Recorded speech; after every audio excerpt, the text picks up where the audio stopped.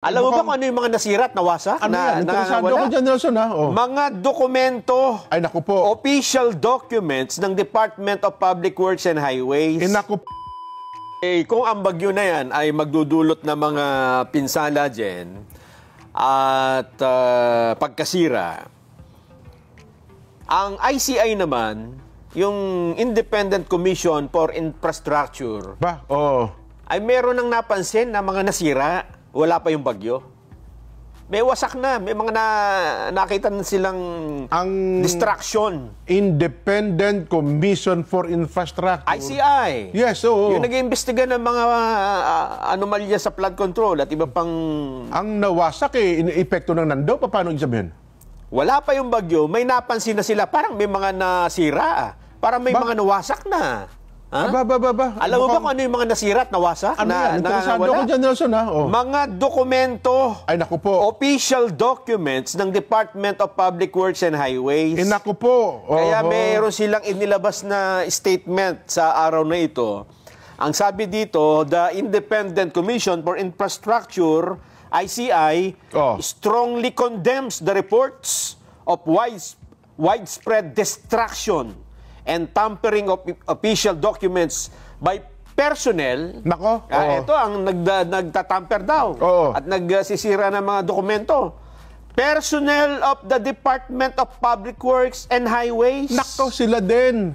Mga tauhan din mismo ng DPWH. Na may kaugnayan, may kinalaman sa mga maanomalyang flood control projects. Mukhang may gusto silang itago. May gusto silang pagtakpan. May gustong pagtakpan. So, ano ha? So, ano daw sabi na, bakit mayroon naman silang kasamang magaling na investigador eh. Di ba? Kung nawasak yung mga yan, Nelson, may kaparaanan ba para mapanagot pa natin yung mga may kinalaman sa anomalyang ito? Ang sabi dito ng ICI dyan, nananawagan sila, the Commission calls upon all DPWH officials and employees to fully cooperate and preserve the integrity of all documents and evidence under their custody.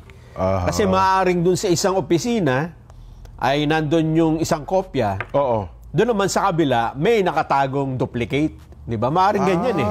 Dahil kung minsan, di ba, kung may mga project yan, hindi lang naman isang opisina nagtatago niyan. Totoo. Lalo kung ganyan, kung opisina ng gobyerno, di ba? Mula doon sa pinakamababa, yung district offices. Paakyat na yun ng region. Pagdating ng region, siyempre sa national office yan. Ito pong statement na ito ay inilabas today.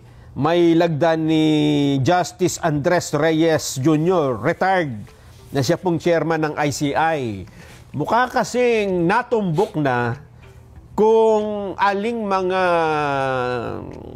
opisina ang meron talagang dokumentong magpapatunay na may anomalya rito sa mga project na ito. Nakakapangamba kung ganyan ang statement, Nelson, ha?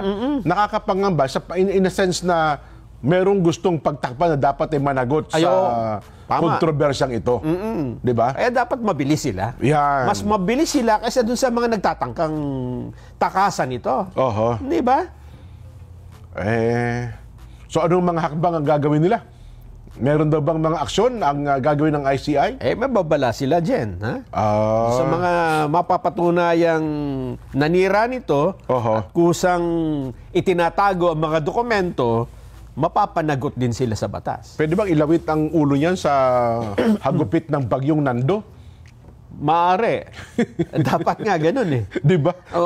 Kaya naman ay sa susunod na rally ng mga nakaitim at nakamaskarang kabataan, itali sila dun sa poste ng traffic light. Ayun, at sila ang papaluin, ganun. Mukhang ganun ang gusto nila eh. Kaya lang, itong mga nagrarally, walang makitang ipagbubuntungan ng galit.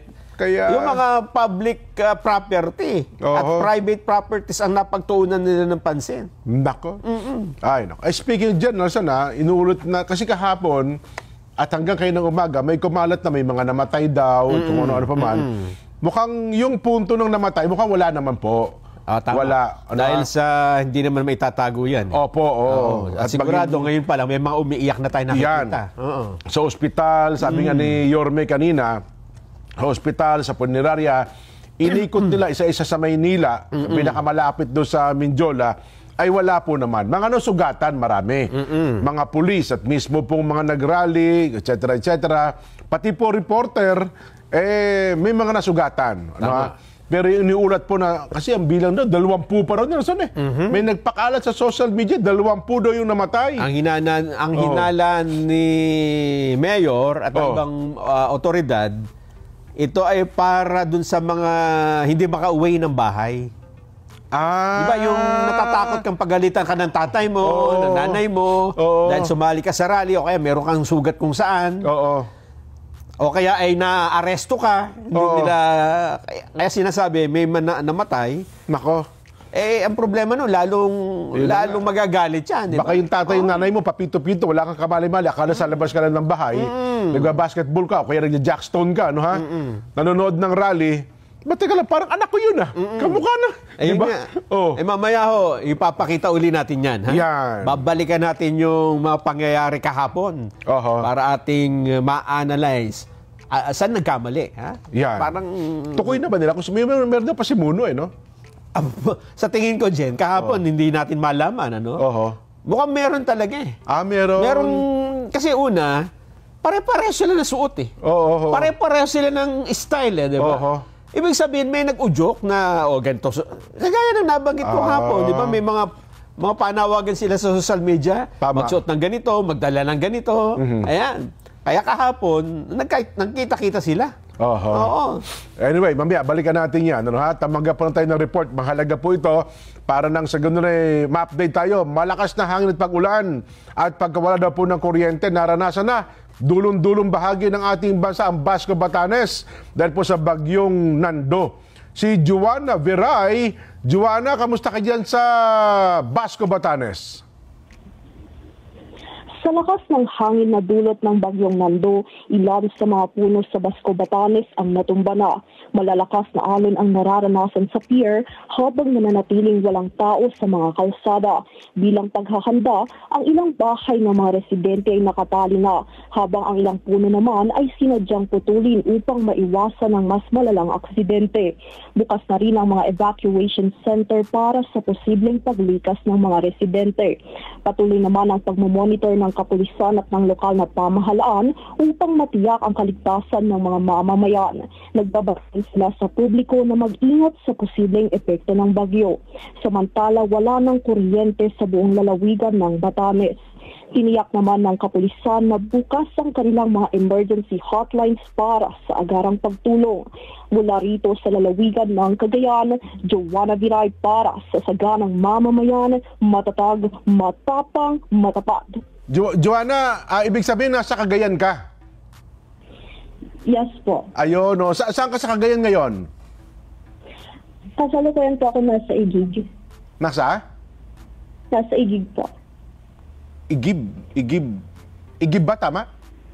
Yes po. Ayun, kamusta ngayon dyan sa lugar? Yung mismong, habang magkausap tayo, kamusta ang paligid mo dyan? Ayun, pabugso-bugso pa rin po yung ulan at saka yung hangin. Pero sa kasalukuyan naman po is okay naman po siya. So, hindi pa naman ganun kataas yung level of water. However, in Tuguegarao, medyo tumataas na yung level ng tubig pa doon, which is malapit po siya sa amin. Ito bang lugar ninyo, ano yan? Malapit ba kayo sa baybayin? Sabihin malayo kayo sa dagat? Malayo po kami currently sa dagat. Okay. So, wala namang inilikas sa lugar ninyo? Sa ngayon po, wala pa pong naililikas. Ayun,